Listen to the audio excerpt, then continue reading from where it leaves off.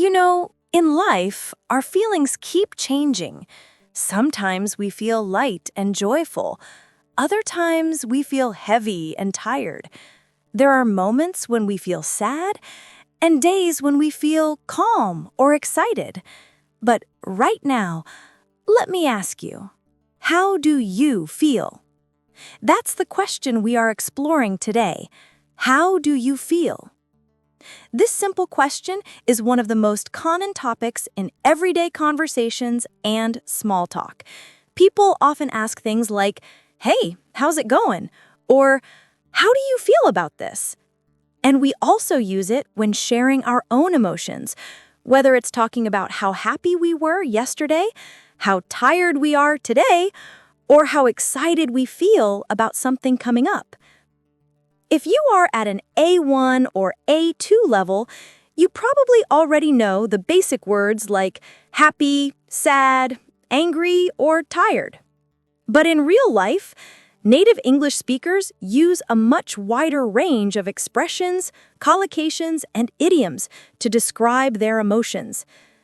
In today's episode, we will learn synonyms, collocations, and idioms for these simple words, so that instead of just saying happy, you can say exactly how happy you are. Instead of just saying tired or sad, you'll be able to choose the right words that match the exact depth of your feeling. This not only makes your English richer and more natural, but it also allows you to express your emotions more precisely and connect more deeply with others. Hello, my friend. I'm Shaylin, and you are listening to the JISH Learn English podcast. Today, we'll take a gentle dive into this important question. How do you feel? Let's begin with one of the most positive feelings we all experience: happiness. Now, happiness doesn't always feel the same. Sometimes it's just a light, simple kind of happiness, like when you have a good cup of tea or hear your favorite song. Other times, it's deeper, stronger, almost overflowing, like when you finally achieve something you worked hard for. That's why today I'm going to share with you 5 useful ways, synonyms, collocations, and idioms that English speakers often use to describe different levels of happiness. These will help you move beyond just saying, "I'm happy," to being more precise, whether you're a little happy, very happy, or even extremely happy. So, let's start with our first word, delighted. To be delighted means to feel a strong, genuine pleasure about something. It's more than just being happy. It's the kind of happiness that makes you smile without even thinking. For example, imagine this situation. Your best friend surprises you with a thoughtful gift on your birthday. You didn't expect it at all, and it really touches your heart. In that moment, you could say, "I was truly delighted by the surprise." And sometimes we feel blissfully happy. Blissful means to be completely full of happiness, almost as if your heart is overflowing with joy. It is quite similar to being delighted, but there is a slight difference. Delighted is about a strong, genuine pleasure, while blissful carries a sense of deep, almost peaceful joy. For example, imagine this. You were lying on the beach on a warm day, listening to the waves with no worries in your mind. The moment feels perfect. In that situation, you could say, "I felt blissful." And for me, I feel blissful when I spend quiet time with my favorite book and lose myself in its world. And when you finish your work for the day, sit on your balcony with a warm cup of tea and watch the sunset. Nothing special is happening, but you feel complete and at peace. In that moment, you can say, I feel content. When you feel content, it is a calm and peaceful kind of happiness. It's not about excitement or big celebrations. Instead, it makes you feel satisfied with what you already have, almost like a quiet joy inside your heart. And for me, I feel content when I create an episode like this one, speaking each line with care, feeling each word as I share it with you. That, to me, is a truly content moment. And a word that I personally use a lot is thrilled. I love this word because it means to be extremely pleased. More than just happy, it's a strong, joyful excitement that makes your heart race a little. And for me personally, I feel thrilled every time I read your messages or hear your feedback. It's that little burst of joy that makes me feel alive and motivated. And the last word for happiness today is walking on air. Walking on air is an idiom that means to feel extremely happy, almost as if you are floating because your joy is so high. For example, imagine this. You just received news that you got your dream job, or you aced an important exam. You feel so overjoyed that it's as if you could float above the ground. In that moment, you could say, I'm walking on air. And for me, I feel like I'm walking on air whenever I finish recording an episode that I feel really proud of, when every line, every word feels just right. That pure floating kind of happiness is truly special. Before we move on to learning about the next emotion, here's a quick grammar tip for expressing your feelings using these words in the 3 most important time frames. Past happiness. When talking about something that made you happy yesterday or in the past, you can say, I felt thrilled, or I felt like I was walking on air at that moment.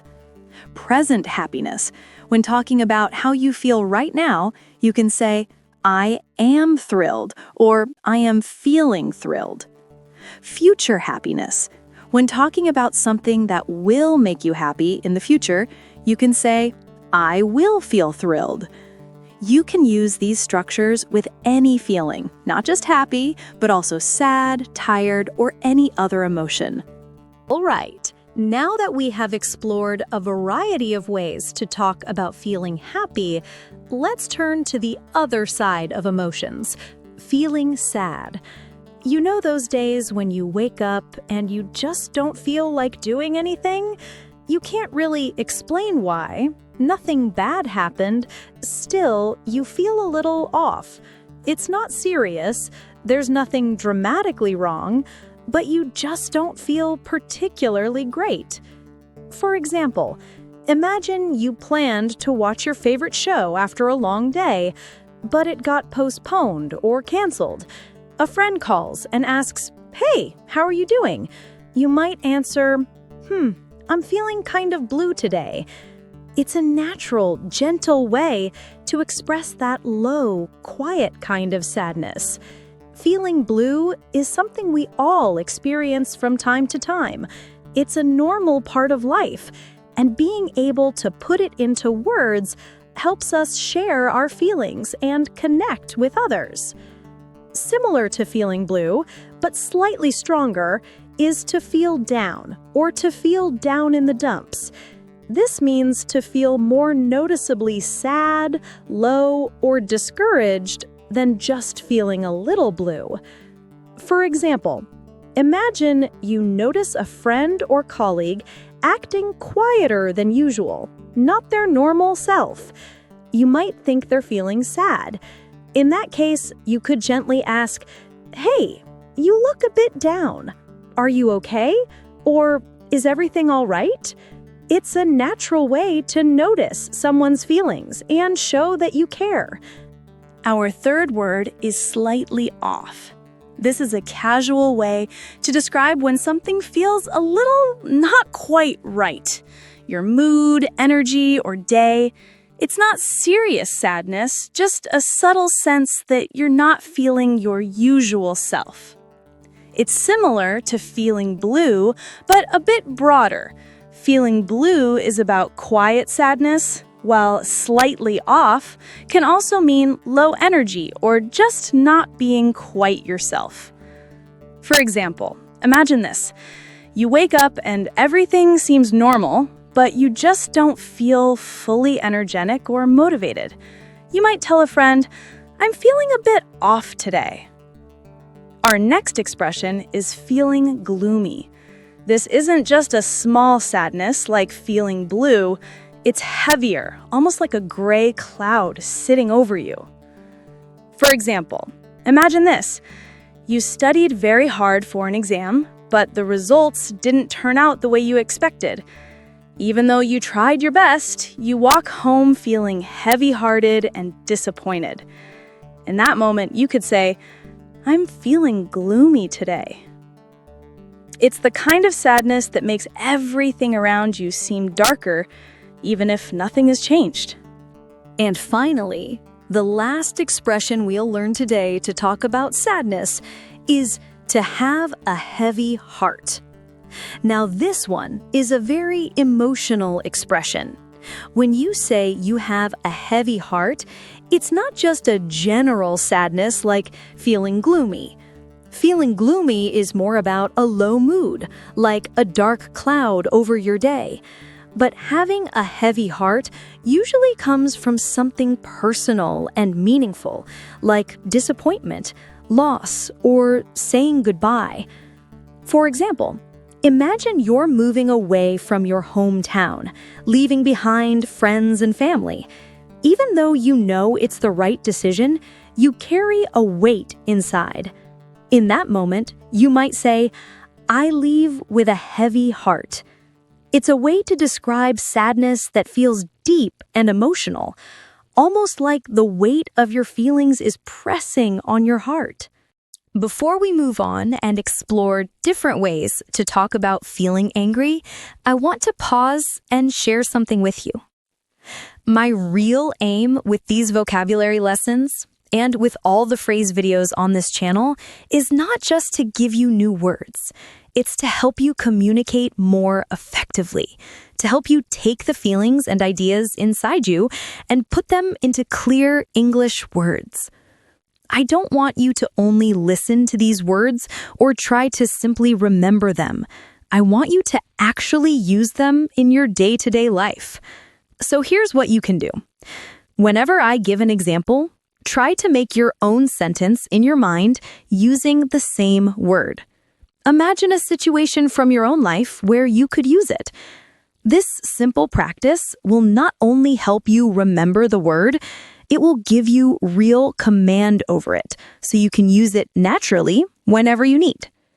And now, with that in mind, let's move forward and talk about a few different ways to describe the feeling of being angry. A very common word people use, especially in casual conversations, is pissed off. Now, this is an informal phrase, so you'll mostly hear it among friends or in relaxed settings, not in professional or polite situations. To be pissed off means to be really annoyed or irritated by something. For example, imagine you're waiting for a bus that's supposed to come at 8 o'clock, but it's already 8:30 and the bus still hasn't arrived. You could say, "I'm so pissed off right now." It's stronger than just saying I'm angry because it carries that feeling of frustration.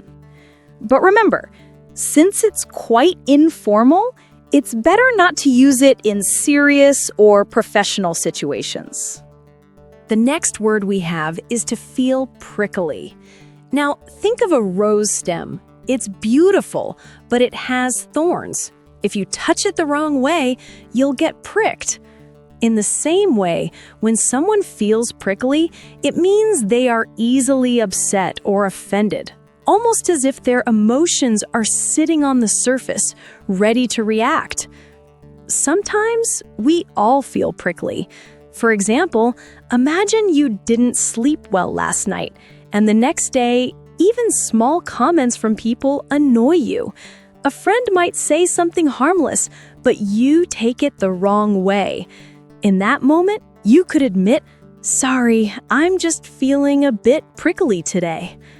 The danger of being prickly is that people around you never know. You might suddenly snap or explode over something small. For instance, imagine you're stuck in heavy traffic and then someone cuts in front of you. If you're already feeling prickly, that one small action might be enough to set you off. The next expression is quite similar to feeling prickly, but it carries a stronger sense of being completely worn out emotionally. It is to be at the end of one's rope. When you say you're at the end of your rope, it means you have no more patience, no more energy, and you're about to lose control. It's like you've been holding on for as long as you can, but the rope has run out. For example, imagine you've been working on a difficult project for weeks. Your boss keeps adding new tasks, and then your computer crashes right before the deadline. In that moment, you might say, "I'm at the end of my rope." Unlike prickly, where you're touchy and easily irritated, being at the end of your rope is about reaching your absolute limit. You just can't take any more. The next word we can use to talk about anger is furious. It's a synonym for angry, but much stronger and more powerful. When you say you are furious, it means you are not just annoyed, you are extremely angry, almost boiling with rage. For example, imagine someone spreads false rumors about you at work or school. That's not something small. You wouldn't just feel upset. You'd probably say, "I'm furious about this." All right, so up to this point, we've explored different ways to express the three most common emotions: happiness, sadness, and anger. But of course, in daily life, our emotions don't stop there. We also get tired, we get confused, and sometimes we want to show someone that we really understand how they feel. Now let's start with the feeling of being tired. The first expression is to feel worn down or to be worn down. This means that little by little, your energy has been taken away, almost as if life's demands have slowly pressed you down. It's not about one moment of tiredness, but about many small stresses adding up over time. I think many of us can relate to this. For example, imagine you've had a busy week filled with work, errands, and responsibilities. None of it was too much on its own, but by Friday evening, you feel completely drained. In that moment, you could say, "I'm really worn down." It describes a deep kind of tiredness that builds up gradually rather than suddenly. Similar to this is another common expression, feeling drained or drained of energy. This also means being very tired, but it often comes from using up a lot of emotional or mental energy, not just physical energy. For example, think about a day when you've been in long meetings, solving problems, or dealing with people's demands. By the end of the day, your body might not be sore, but your mind feels completely empty. In that moment, you could say, "I feel drained." It's the kind of tiredness where you don't even want to talk or think anymore. You just want to rest in silence. The next common synonym is exhausted. This is a very strong way to describe being extremely tired, physically, mentally, or both. When you're exhausted, it's more than just feeling a little worn down or drained. Your body and mind feel completely spent. For example, imagine you've been traveling all day, running from one appointment to another, carrying heavy bags and barely had time to eat. By the evening, you might collapse on the couch and say, "I'm exhausted." It's a very common word in everyday English to express deep fatigue, and it immediately conveys that you need rest. And when that happens, you may need to take a breather. To take a breather means to pause for a short period of time and just relax. Give your mind or body a little rest before continuing. For example, imagine you've been working nonstop on a big project and someone asks, "Do you want to grab a coffee?" You could say, "Yes, I really need to take a breather." It's a simple and natural way to say that you need a short break to recharge and regain your energy. I know we've covered a lot of new vocabulary today. How are you feeling about it so far? Now, we still have a little more to go. Next, we'll explore some useful words and expressions to talk about feeling confused. And after that, we'll learn some phrases you can use when someone shares their emotions with you, so you can show that you truly understand how they feel.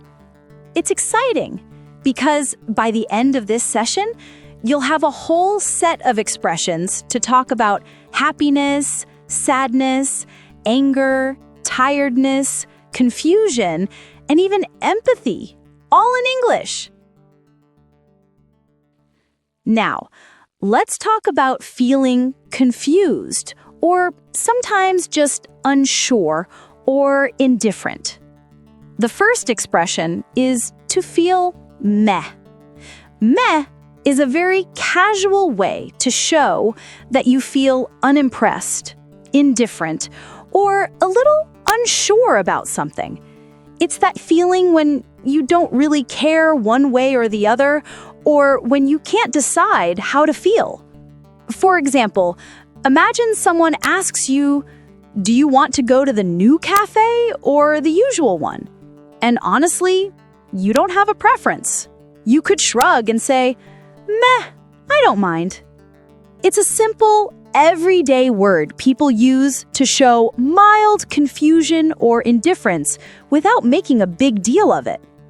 The next expression is to feel off or to feel slightly off. This works well for a general feeling of being confused, unsure, or not quite clear-headed. It's that subtle sense that something isn't right, but you can't exactly put your finger on it. For example, imagine you're reading instructions for a task, but something about them just doesn't make sense. You might say, "I'm feeling a bit off today. I can't focus properly." It's a soft, natural way to describe mild confusion or mental fog without saying you're completely lost or puzzled. The next one is a really descriptive and relatable expression for confusion, all over the place. When you say someone's thoughts or feelings are all over the place, it means they are scattered, disorganized, or chaotic in their mind. It's like your brain is moving in many directions at once and you don't know where to focus. For example, imagine you have a big project due tomorrow, emails piling up, and personal tasks to handle all at the same time. You might say, "I feel all over the place today." It's a vivid way to describe that scattered, confused feeling that most of us experience at one time or another. The final expression we'll look at is to be a hot mess. This is a casual, informal way to describe when someone is completely disorganized, overwhelmed, or struggling to keep things together, whether it's their thoughts, emotions, or even their day. For example, imagine you stayed up all night finishing a project, spilled coffee on your shirt, forgot a meeting, and can't find your keys. You could say, "I'm such a hot mess today," or "I feel like I am a hot mess." It's a fun, vivid way to express confusion or overwhelm in everyday life. And with this, you now have 25 different ways to talk about being happy, sad, angry, tired, and confused, all in a richer, more precise way. Before we wrap up, let's finish with 5 useful expressions you can use when someone shares their feelings. These show that you truly understand what they're going through. The first one is, I feel ya, a very informal spoken way to say, I understand you. Next one is, I know that feeling, a way to say, I've been there, or I get it. Another one is, I hear you, means I understand what you mean.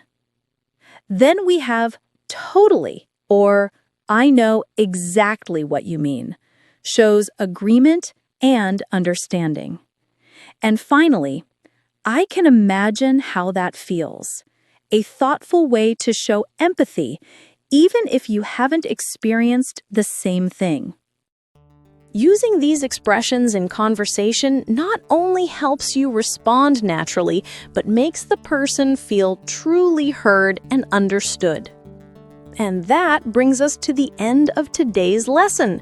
We've explored 25 different ways to talk about being happy, sad, angry, tired, and confused. And we've also learned 5 powerful expressions to show empathy when someone shares their feelings with you. Now, here's the most important step: practice. Take a few minutes to make your own sentences using these words and expressions. This is essential if you want to remember them and use them naturally in your conversations. If you found this lesson useful, I would love to hear from you. Show your support by liking this video and sharing it with your friends and family. Let's stay connected. Subscribe to the channel to get more useful lessons, and also enjoy our podcasts with my co-host Jim, where we bring you natural conversations and real-life experiences. I'll see you all soon in another episode. And don't forget, tell me how you're feeling today.